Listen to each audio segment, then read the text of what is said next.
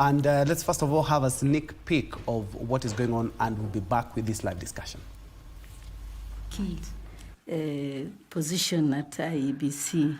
In that position, did you engage in how do you say, continuous training programs for your staff?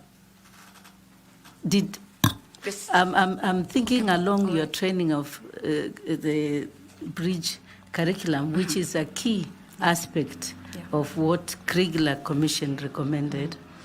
And therefore, in that position as the Director of Operations, how many of your colleagues in the Secretariat did you facilitate to undergo the same training that you went through?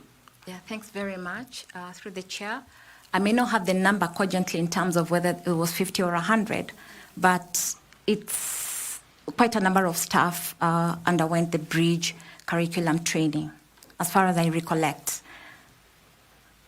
My question is, you facilitated, you are in charge of operations. Yes. That is yourself now facilitating the training. Right. Yes. Okay, very good. One of the other thing you have mentioned that you will do, and I'm really very impressed with your training in terms of being an advocate, mediator, CPS, and so on.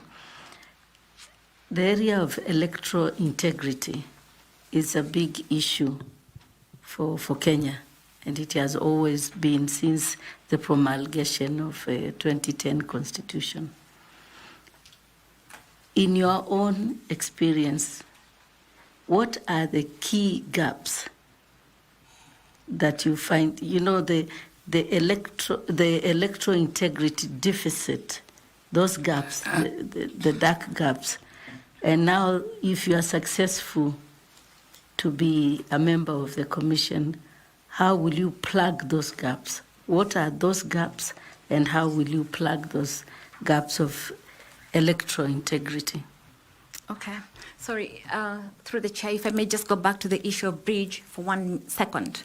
That indeed one of the trainings was actually, I recollect, was done, I facilitated a training that was done here at home at the Great Rift Valley Lodge, where we had a lot of staff members actually at senior management level, and even from the field operations. So that facilitation was done in 2017, just before the general election. And with regards to the issue of integrity, I just wish to say that the background to this issue of integrity is a lot of mistrust. There's a lot of mistrust when it comes to the way elections are conducted. Actually, all the way from the polling station, voter education is done, people go and poll, but when it comes to the result transmission element, something happens at that point. And what would I do differently is to really then, when I join IEBC as a commissioner, is to sit with colleagues and together with the chairperson and really put bare what is this that brings transmission issues to a lot of mistrust, and how can we address them? For example, if the issue of mistrust is the server, because many times you hear people talking about this server, is to demystify the server, because the server is just a central computer where either results are coming through, or if it may be something to do with communication, files are coming through, and therefore you can access. So it's to ensure that the issue of transmission is made, for example, real time, people can access it.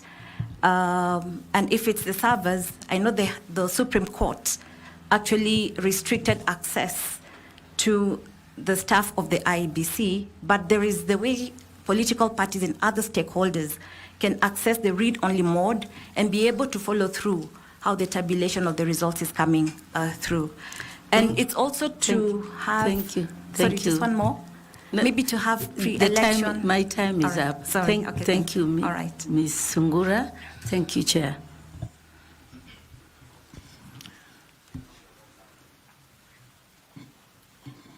Madam Betty, you seemed to blame Kenyans for the integrity problems in IEBC conduct of elections? May I respond? Yes, No, Chairman, I'm not blaming Kenyans. because you said mistrust Yes. as the reason for a lack of integrity. No, yes, there is a issue of mistrust, which then brings in the question around the integrity of the elections. So people do not trust that the verification was done right, or they do not trust that the transmission, what they polled at the polling station, is exactly what is being tabulated. And therefore, that is what I intended to explain, Mr. Chairman. FCPA, Tanui, please. Thank you, Chair. And Madam Betty, you told us your last call of duty was where? NGEC. Yes, Chairman. Your CEO number at number what at NGEC? Number 2, they had recruited the first one, Professor Thiambo, if I'm not wrong. Yeah, Then so you are after number that, 2. Number 2. Okay, I wanted to confirm. Yes. I believe you are aware the circumstances under which the first CEO left NGEC, if I may, though you say you don't like it, but that is what we know it outside here. Yeah, I believe you know. So you served for how long at NGEC? My 5-year term, my full contract term. Okay. Yes. You didn't seek a renewal? I did not seek a renewal. Any reasons? No reason. I just opted to move on. It wasn't renewable? It was renewable and it's optional. Either they can renew or you can seek a renewal. I actually opted to not seek a renewal. Yeah. Yes. So what was, what's, can I say, your strategies, or how did you survive the full term, unlike your predecessor, in as far as governance of constitutional commissions are concerned? Yeah, well, I think I'll speak to what I did. Thank you very much for the question. Was basically to stick to the law, adherence to the rule of law, working also closely with the commissioners, implementing the decisions of the commission, working closely with the secretariat. And because I know financial management, matters of IFMIS, matters of accountability when it comes to public funds are very, very sensitive. And we owe our duty to the public in terms of how do we then spend the resources that we're given by the government of Kenya. It was very important for us to have a very streamlined and very obedient to the law, if I may put it so, kind of working modality in terms of... You will be transitioning from being the secretary or having held the position of secretary to the commission or the CEO. Now you will be wearing the hat of a commissioner at IEBC if you are successful. So how will you complement that new role of commissioner using your experience at NGEC? If I may use the experience I've held in NGC, is to work closely with both the commissioners and the chairman, and also with the staff. It's almost like a loop, you know, you work and you correlate. There is yes, there is defined roles and duties for each of us, but there's a way we have joint planning sessions, for instance. If there are decisions for the secretary to execute, that they are clear for them coming from the commission end for them to execute. And I think as well as just ensuring that I now wear the new hat of a policy maker, I hold up to my ethical leadership and ensure that I can then give directions to the staff in terms of strategic policy oversight. So I have sat with the commissioners, not only in IBC, but also, not only in NGC. I think I really want to join IEBC. I keep saying IEBC when I meant to say NGC. But because I have sat with the chairman and commissioners, and I've been able to gain the experience of how decisions are made, how policy is crafted, how all these strategies are set up, including policies as well, like I said. So it will be easy for me. I've been an executor, and now I'll be an oversight and policymaker. I've had that orientation, so it's not going to be anything very new for me. I've learned, I would say, from the best. Thank you. Yeah. Now, I've seen in your documents, and even you mentioned to us that you are the commission secretary. That's true of NGEC? Yes, yes. And even at IEBC. Where is that position of commission secretary? Where is it provided for? In the Constitution or even in NGEC Act or IEBC Act? Yeah, the position is provided for in the NGC Act. Commission secretary. Commission secretary, yes. Vis-a-vis secretary to the commission. The Constitution says there shall be a secretary to the commission. Right. But you've said you are the commission secretary. Are they one and the same? And if so, why did the Constitution and the Act talk of secretary to the commission and not commission secretary? Yes, I think I will differentiate the two. The secretary to the commission is a role where you sit with the commission and execute the decisions, or rather the instructions that come from their plenary sittings. You also take minutes. You actually serve. You are a bridge between the commission and the staff, and therefore you hold an accountability and leadership role by so doing. So the Constitution, in the way it has drafted it, is to basically bestow on the office holder the issue of not only responsibility but also accountability, because it goes ahead again to speak to the issue of being an accounting officer in the enabling statutes that follow in the PFMA Act.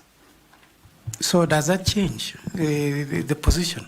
It doesn't change because the Constitution says secretary to the commission, which you've actually described the role of a secretary to the commission. Yeah. But now I've seen all secretaries to the commissions have actually converted it, and they are calling themselves commission secretary, a position that is not there in the Constitution. It is not there in their enabling legislation.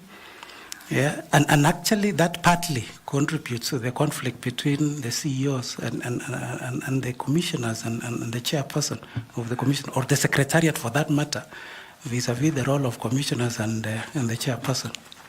What is your take on that? Yeah, I would say that in parlance, in terms of administratively handling that role, you find there is the way it's described: commission chairperson, commission secretary. So you find it's the way it has been described out of its administrative function that it carries. But indeed, I do agree with you about the phraseology in the Constitution. When they even put out advertisements, it's commission secretary. My letter of appointment says commission secretary. So I do see that. And in terms of the conflict, I wouldn't quite say that that is the reason why there's a conflict between commission secretary and the chairperson. I served as a commission. But you see, the way you've described it, that it is called commission chairperson, meaning is overall, then you're commission secretary. So you're actually giving yourself powers almost the same to that of the chairperson, because you're uplifting yourself to that status, that you're almost at par with the commission chairperson, only that yours is commission secretary, the other one is commission chairperson. But the Constitution says secretary to the commission. Thank you, Chair. And I wish you all the best.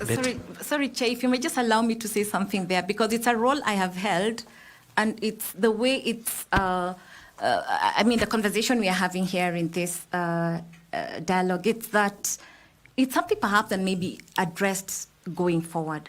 But in many circumstances, I haven't seen a conflict arising as a result of that nomenclature. Thank you. I want to ask Mr. Evans Misati to ask you some questions. Thank you.